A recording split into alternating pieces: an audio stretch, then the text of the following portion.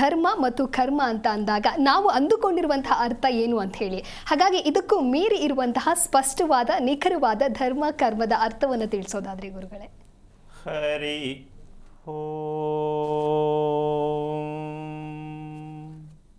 ಶ್ರೀ ಗುರುಭ್ಯೋ ನಮಃ. ಧರ್ಮ ಮತ್ತು ಕರ್ಮ ನೀನು ವಿಶ್ಲೇಷಣೆ ಮಾಡಿರ್ತಕ್ಕಂತಹ ವಿಚಾರ ತಿಳ್ಕೊಂಡಿರ್ತಕ್ಕಂಥದ್ದು ಆದಷ್ಟು ಆಗಿದೆ ಅಂತ ಅನ್ಕೋಬಹುದು. ಹಾಗಿದ್ದರೆ ತಿಳ್ಕೊಂಡಿದ್ರೆ ನಾವು ಮತ್ತೆ ಪದ ಯಾಕೆ ಬಳಸಬೇಕಿತ್ತು ಅಲ್ಲಮ್ಮ? ಅರ್ಥ ಆಗಿದೆ, ನಾವು ಅದನ್ನು ಪಾಲನೆ ಮಾಡ್ತಾ ಇದ್ದೀವಿ ಅಂದಾಗ ಮತ್ತೆ ಕರ್ಮ ಅಂತ ಬಳಸಬಾರ್ದಾಗಿತ್ತು. ಇದಕ್ಕೆ ಒಂದು ಸತ್ಯವನ್ನು ನಾವು ಅರ್ಥ ಮಾಡ್ಕೋಬೇಕು. ಧರ್ಮದ ಅರ್ಥ ಕರ್ಮದ ಅರ್ಥ ಎಲ್ಲಿಂದ ಬರುತ್ತೆ ಅನ್ನೋ ವಿಷಯ. ಅದೇ ಬರುತ್ತಾ ನಾವೇ ತಗೊಳ್ಳೋದಾ ಅಂತಕ್ಕಂಥದ್ದು. ಇದಕ್ಕೆ ಒಂದು ಸಣ್ಣ ಉದಾಹರಣೆ.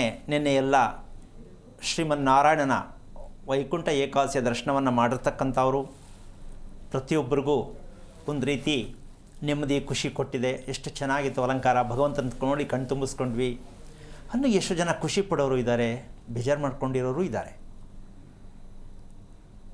ಒಂದು ಸಣ್ಣ ಉದಾಹರಣೆ. ನಿನ್ನೆ ವೈಕುಂಠ ಏಕಾದಶಿಯ ವಿಚಾರವನ್ನು ತಗೊಂಡಾಗ ತಿಳ್ಕೊಂಡಾಗ ನಾವು ಕರ್ಮ ಮಾಡಿದ್ದು ನೆನ್ನೆ ಅಂತ ಅರ್ಥ ಆಗತ್ತೆ. ವಿಷಯ ಸತ್ಯವನ್ನು ಅರ್ಥ ಮಾಡಿಕೊಂಡಾಗ ವೈಕುಂಠ ಏಕಾದಶಿಯಲ್ಲಿ ಉಪವಾಸ ಮಾಡುವುದು ಸೂಕ್ತನಾ? It's wrong. ಆದರೆ ಸ್ವಲ್ಪ ಅರ್ಥ ಮಾಡ್ಕೊಳ್ಳಿ, ಇದನ್ನು ರಾಂಗ್ ಅಂದ್ಬಿಟ್ರಲ್ಲ, ಹಂಗಾದ್ರೆ ಏನು ಹಂಗಾರೆ ಅಂತಕ್ಕಂಥ ದಯವಿಟ್ಟು ಯಾರು ಆ ಥರ ಮಾಡಿಕೊಂಡು ಏನೇನು ಯೋಚನೆ ಮಾಡೋಕ್ಕೆ ಹೋಗಬೇಡಿ. ಅದಕ್ಕೆ ಉದಾಹರಣೆ ಕೊಡ್ತೀನಿ, ಆಮೇಲೆ ಡಿಸೈಡ್ ಮಾಡಿ.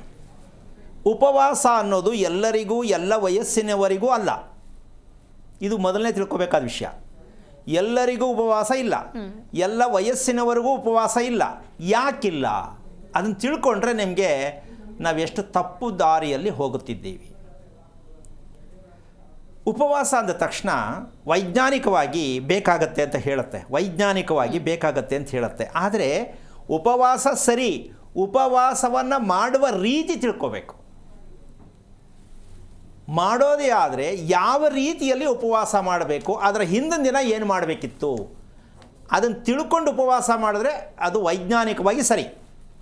ಹಿಂದಿನ ದಿನ ಸತ್ಯ ತಿಳಿದೆ, ವೈಕುಂಠ ಏಕಾದಶಿಗೆ ಉಪವಾಸ ಮಾಡ್ತೀನಿ ನಾನು, ಅವಾಗಿಂದ ಮಾಡ್ಕೊಂಡು ಬಂದಿದ್ದೀನಿ ಅಂತ ಏನಾರು ಅಂದ್ಕೊಂಡು ಅದರ ಸತ್ಯ ಅರ್ಥ ಮಾಡ್ಕೊಳ್ಳದೆ ತಿಳ್ಕೊಂಡಿದ್ದರೆ ಒಂದು ನಮಗೆ ಘೋರವಾಗಿರ್ತಕ್ಕಂತಹ 1 ವಾರ 10 ದಿವಸ ಬೇಕು ನಮ್ಮ ದೇಹ ಸುಧಾರಿಸ್ಕೊಳ್ಳೋಕ್ಕೆ, ಅಷ್ಟು ವೀಕ್ ಆಗಿರುತ್ತೆ.